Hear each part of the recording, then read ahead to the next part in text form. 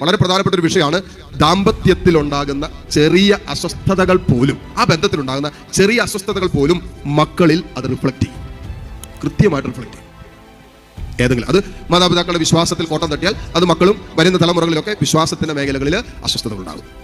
മാതാപിതാക്കൾ തമ്മിലുള്ള സ്നേഹത്തിൽ അസ്വസ്ഥതകൾ ഉണ്ടായാൽ മക്കള് അവരുടെ ദാമ്പത്യം ഇതിലൊക്കെ അവരുടെ സ്നേഹബന്ധങ്ങളിലൊക്കെ അസ്വസ്ഥതകൾ ഉണ്ടാകും. ഇവർ തമ്മിൽ വിശുദ്ധമായ ബന്ധമല്ല സൂക്ഷിക്കുന്നെങ്കിൽ അവിശ്വസ്തതയുടെ നിഴലുകൾ ഉണ്ടായാൽ അത് തലമുറകളിലേക്ക് സമാനമായ ആ ഒരു സ്പിരിച്വൽ അറ്റാക്ക് ഫോളോ ചെയ്യാൻ സാധ്യതയുണ്ട്. കാരണം അത് റിഫ്ലക്ഷനാണ്. കാരണം ദൈവം വിലമതിക്കുന്നതിനെ നാം വിലമതിക്കേണ്ടതുണ്ട്. ഒരു ദാമ്പത്യത്തെ ദൈവം വിലമതിക്കുന്നുണ്ട്. അപ്പോൾ എത്ര വർഷം കഴിഞ്ഞാലും 25, 30, 40, 50 വർഷം കഴിഞ്ഞാലും ദൈവത്തോടെടുത്ത് ഉടമ്പടി ആയതുകൊണ്ട് അവിടെ യാതൊരു വിധത്തിലും അസ്വസ്ഥതകൾ ഉണ്ടായാലും ആ അസ്വസ്ഥതകൾ അന്ന് തന്നെ പരിഹരിച്ചു പോകണമെന്ന് ദൈവം ആഗ്രഹിക്കുന്നു. ഒരു ദാമ്പത്യത്തിൽ ഒരു പ്രശ്നം അന്ന് തന്നെ എത്രയും പെട്ടെന്ന് പരിഹരിക്കപ്പെടുന്നില്ല എങ്കിൽ പരിഹരിക്കപ്പെടാൻ പറ്റാത്ത രീതിയിൽ ആ ബന്ധം അകന്നു പോകും.